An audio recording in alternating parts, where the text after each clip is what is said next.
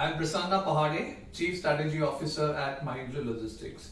Today I'll be sharing my views on total cost of ownership. Let me start by asking a few questions. If you're in sales, how many times have you come across customers who think that getting the lowest price for the companies is their sole objective? And if you are in a user department, how many times have you had internal difference on what should be the buying criteria? I'm sure plenty. However, to be fair with the professionals who drive this process, there is a genuine belief that they have that they're comparing apples with apples. That is, they've been able to get comparable offers on all technical grounds, and therefore price is the only logical choice left for selecting who should be the service provider. In reality, this assumption, however, is not true. In a way, a B2B buying process is like a relay race. There are different legs run by different functions: technical, finance, procurement, legal, and the user department. Imagine if all of them had different finishing line. Recipe for disaster.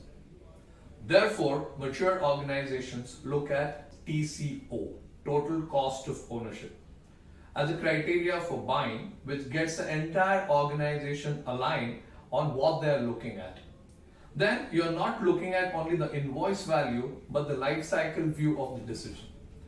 Depending on the product or service that you're buying, you would add other elements like quality, reliability, timely support, etc.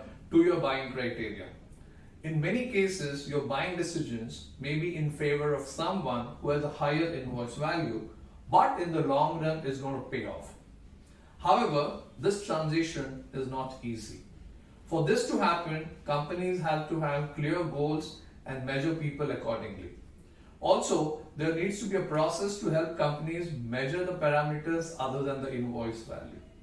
This transition from invoice value to TCO is an important shift and will go a long way in making the companies more competitive. How will we know if company is doing this right? Simple. If you're following TCO and in your next audit you don't get questioned for paying the higher price, that's a welcome change. Thank you.